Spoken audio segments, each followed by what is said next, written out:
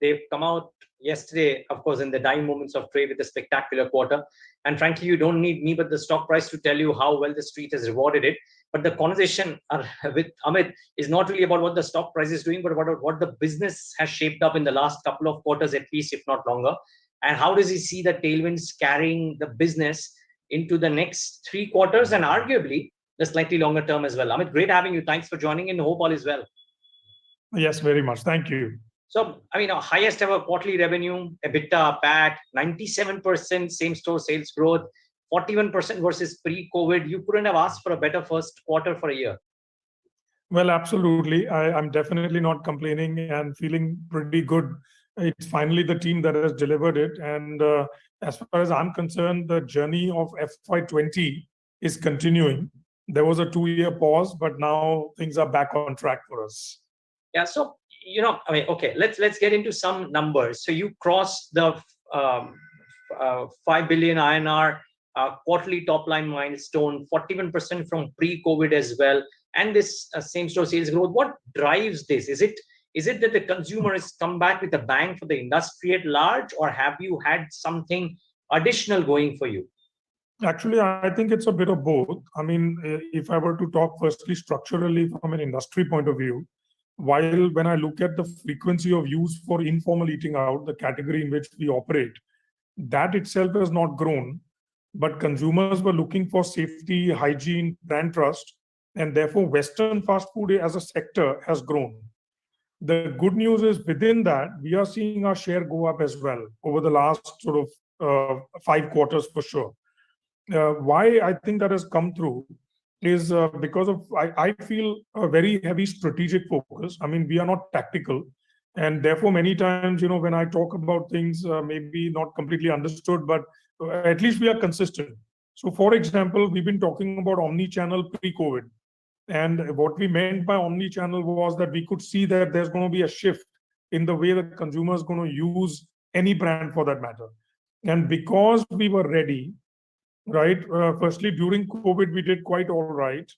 But more importantly, as I had always predicted, maybe even on our last chat, that even as dine-in comes back, and I believed it would come back to 100%, there was a lot of skepticism around that. Today, we are more than 100%.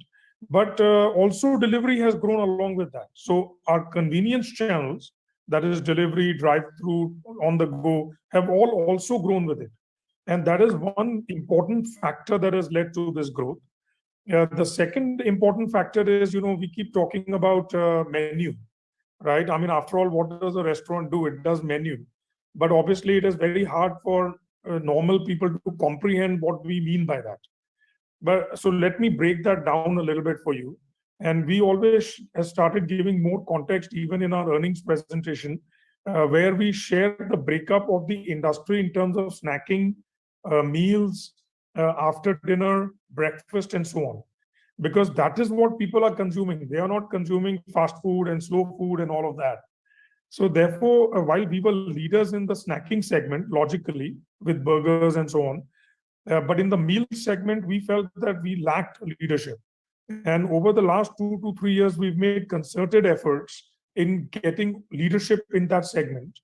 And linking to that, we launched the gourmet burgers, because gourmet burgers are filling burgers. And for meal, you need to have a filling sort of situation. The other thing we did was around the fried chicken in South India, because in our opinion, it is chicken in South India. And if you don't get that right, you cannot be a leader. And having got that right now, we are seeing our market share continuously rising. And lastly, it's about coffee. Even globally, we have done really well with McCafe. And in India, 268 McCafes, probably, in my opinion, the largest coffee seller. Yeah. Because when I look at other competitors, when they talk of their sales, it includes food. Of course, if we were to include food, it's a whole different story. But in coffee, we are doing extremely well. And with in-store coming back, we find that our coffee business has also gone quite well. Here again, just to sort of, the opportunity is huge. Not only will we double our McCafe stores from the 268 as we grow both the number of stores and 100% penetration into our own stores, but also the average volume is going to grow quite substantially. So all in all, we feel our strategy is working, not tactics. We are not discounting to get business, and these are all built on a pretty strong foundation. So I'm very excited about where we are heading. Clearly, so it shows. Just one quick follow up to the answer that you gave me. This McCafe's success story, is this an India specific thing, or is McCafe globally kind of doing really, really well? I mean, just trying to do a relative. No, McCafe is doing extremely well. I mean, it was all started in Australia, and then in '97. And today, McCafe is a very, very integral and important part of global McDonald's platforms. We ourselves learned from Hong Kong and Australia, and they just keep taking McCafe to the next level. So that's why I believe that there is huge opportunity for us in every sphere, and that's why I say we are just scratching the surface at this point in time. Wow. Okay. Now a few numbers.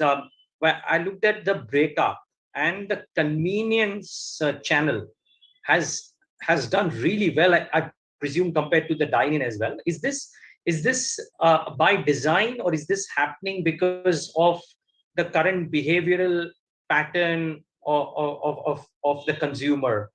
What's happening here? Actually, it's a bit of both, because as I mentioned to you, yeah, and we have actual data in the public domain to confirm this, that we had started talking about omni-channel way before COVID. Yeah, we could see that that's the trend because of the likes of 3POs around the world. They had created a latent sort of demand that was there but could not be catered to, which was eating outside food at home, as one small example. Of course, the other example, which is more McDonald's specific, is drive-thrus. But because we were ready, what COVID did is accelerate that. And what happens is consumer habits need to get initiated. And if the habit is logical and strong, then it does not go away. So I had maintained. So I'll give you another example that might make more sense. You look at drive-thrus. Yeah, globally we do very, very, very well with our drive-through window sales, right? Because over the years, a habit has been created for the consumer over 50 years, 60 years of their presence. In India, that habit was still being built. What COVID did was accelerate that, and we grew that particular segment quite substantially. And therefore, now we are noticing that as things are getting back to normal, drive-through window sales are only rising, they are not dropping. So therefore, we've announced that we are going to double our drive-through base, from the 65 to about 130. And we have the largest number of drive-throughs in the country in any case as a brand. And I think, taking a pretty aggressive trend, because when you're doing drive-throughs, you're talking of 15,000 square foot plots, and then building a building and then having car parks. So it's a whole different restaurant development model over just going into a food court or into high street. Yeah. I mean, from a model perspective, is there a desirable model? Is it a higher ARR model? How does it work? I mean, it's a very, very desirable model for McDonald's globally. And therefore, bulk of our development in developed world is drive-throughs. Of course, it costs a lot more. And in India, there was a time for it to further accelerate because brand development is important. Relevance of the menu is important. And all that has happened over these slowly and slowly. And therefore, we believe that while the 65 that we have alone were very tough to get to, but now we think we can accelerate to 130 drive-throughs. I think that gives us tremendous competitive advantage in the long term. Okay. The other question is was the growth that has happened in tier 2 vis-a-vis metros, and is I mean, for lack of, I'm just thinking that for a tier 2, tier 3, tier 4, it becomes an outing or a gourmet opportunity to go and consume what you are dishing out. Are you happy with this? And do you reckon that this is a trend that may well continue, because the penetration in metros might be quite strong compared to tier 2, tier 3? Correct. And, I feel there is growth in both. That is number one. Number two, I don't know why, but what happened post-COVID, and I'll tell you what happened pre-COVID. Now, pre-COVID, we would go into a city and we own many of these small cities. Whether you look at Kolhapur, Nasik, I mean, I don't think Baroda, Surat anymore are small cities. but we have 10 restaurants in Surat. I mean, that's quite a presence, right, for that size of market. So what we noticed is that earlier it would take time for the brand to get established. It would start with a family visit as an occasion on the weekend, and then it would build through weekdays. Now what has happened is post-COVID, and I don't know why, but post-COVID, we are seeing that when we are opening new restaurants, they are starting pretty nicely to start with. Also, with 3PO presence, the delivery business there starts from day one. I think that's another incremental advantage that we have now over pre-COVID. And therefore, the unit economics are looking very strong. And therefore, I look at it as an opportunity because our original approach had been a cluster approach. And therefore, for example, in Mumbai, we have 100 restaurants. And therefore, we've ignored some small cities, okay, to our loss. But at the end of the day, we are in 48 cities and we have another 80, 100 cities now that I can go to. So that shows that there is a huge opportunity for tomorrow, rather than looking at the fact that we've not been there in the past. Okay. So what is the store addition ambition this time around? And you reckon it should be easy to complete in FY23? Is it an aspirational target or is it a realistic target? Just trying to understand. Sure. So, I always am cautious in sort of talking about the future and committing. And when we commit, at least I can proudly say that it's a well thought of, considered sort of way forward. It's not just out of the blue. And a lot of this stems from the shifts that we saw during COVID. A lot of it stems from the increased relevance around the South India business with chicken, around the gourmet burgers and the meal strategy. So therefore, with unit economics looking even stronger, we felt this is the right time to accelerate even more. So the aspirational plan is 200 restaurants over the next 3 to 4 years. I think it's very doable. This year alone, we should be between 35 to 40 restaurants, quite a far cry from the 25 that we were doing. And then, again, for me, it's always sustainable and consistent. So while this year will be 35 to 40, obviously, if we want to build 200, then that needs to move to 50, 60 a year. And therefore, we are ramping up the team, our data management, our learnings from why a site works and does not work, and things like that. A lot of science behind where we open a particular restaurant. So 200 restaurants, this includes the McCafes and the drive-thrus, or those are separate? No, they are in the McDonald's, but the numbers will be additional. So that's what I'm asking. Yeah. So the 200 will be, so it will take the base to say 531. And these 200 will have another 200 McCafes inside that. Okay. There's no standalone McCafe. You're doing it within the premises only. But what about the drive-thrus? I mean, that will be additional to this 200. No, that's in the 200. So, that's also in the 200. Okay. Yeah, if you think about it, of the 200, in other words, we'll do 60, 70 drive-thrus. Okay. And the balance other things. Yeah. Got it. Okay. Thanks for that clarity. Okay. What stood out for me, Amit, sorry, last couple of questions, and then we'll let you go, of course. But what stood out for me also was that in an inflationary environment wherein most companies have spoken about margin pressure, even if revenues were okay, you guys have done well on that front. So what happened here? Is it only the price hikes or something else? And what can the outlook ahead be like? I think, I'm quite proud that if you look at 5 to 7 years, inflation's been pretty strong through many parts of these 5-7 years. But you would see that our gross margin went from 54%, 57%, somewhere there, to the 64-65%. So we've done quite well on that. And I feel that there are 3 levers. And most people only use the lever of menu prices. We've used the lever of product mix changes a lot. Okay, and that has helped us dramatically in offsetting some of the pressure of inflation. So between menu price increases of 3 to 5%, in the recent years, it has been around 2 to 3%. This year, it's been about 5%. So between the menu price increases and the work we've done with McCafe and product mix shifts, I think we've been able to grow our margins.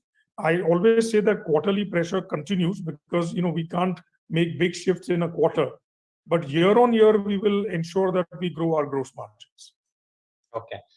My final question: at least pre-COVID, everything, or rather during COVID, everything was something tech business. Now you obviously have a I have a digital-led business channel strategy as well. How is that shaping up, and how do you think in a space wherein dine-in is so popular, wherein the feel and touch of somebody serving you is so popular, how would this digital channel evolve as well for you? I think digital is going to become foundational to the success of our business. It already is, not just because of delivery, but today the whole McDonald's experience in store has dramatically changed. We have these self-ordering kiosks, we have table service, and all this is enabled due to technology. I mean, if you ever visit a McDonald's, and we do, of course, kitchen tours, you will see that it's like a cockpit, honestly. There are screens, the order, the minute you take the order, it goes to the right place. If you say no onions or no garlic, no whatever, all that shows up on a slip. And imagine the volume of orders. Yeah. I mean, when you're doing 538 crores of average check of 200 rupees, yeah, you can imagine the volume that we deal with per restaurant. And therefore, technology plays its part in many, many, many ways, right from the POS to the data mining that we are able to do, to customization for the customer, loyalty, to the tech platform around our own app, around how we integrate with the 3POs, and how we use data further to do business analysis.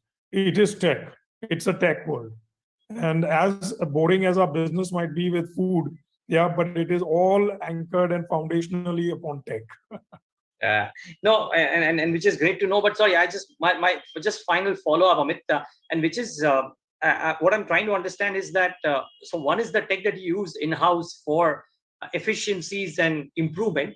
The second is the customer facing tech, and there I'm just trying to understand in a business which is so touch and feely. And I know that Zomato's and Swiggy's and then the ordering has picked up big steam on the app as well. But what's the split that you envisage between digital and or the physical, if you will, and how strongly is it growing? So digital is already 55% if I were to include our self-ordering kiosks. And that is going to continue to grow, in my opinion. I personally foresee that the front counter will be gone in 2 to 3 years, at least from McDonald's, where you just don't need to go to the front counter. And that's all enabled through customer-facing technology, whether it's through their own phone, whether it's through SOKs, that is self-ordering kiosk. Also the menu boards, there is a lot of demand-based menu board work that McDonald's has done globally. And it's very simple in merchandising. What you display is what you sell. And with so many products there's a lot of technology behind how you display. Also our app, consumer interface is changing dramatically every day with new apps coming in. So for example, we are completely redesigning and overhauling our app. And therefore, if you don't keep reinventing the consumer interface, right, you'll fall back. So it is tremendous, but digital from 55 will only continue to grow, is my take. Great. Well, congratulations on what was a very good quarter. And thank you so much for speaking to us today. Thank you so much for having me on the show. Really appreciate it. The pleasure was ours. And viewers, thanks for tuning in to what was just a post-results conversation for a fabulous quarter for Westlife.